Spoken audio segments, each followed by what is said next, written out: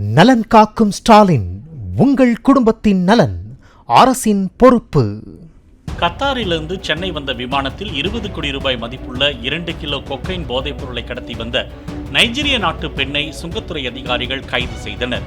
போதைப் பொருளை யாருக்காக கடத்தி வந்தார், அவருடன் போதைப் பொருள் கடத்தலில் தொடர்புடையவர்கள் யார் என தொடர்ந்து விசாரணை நடைபெற்று வருகிறது.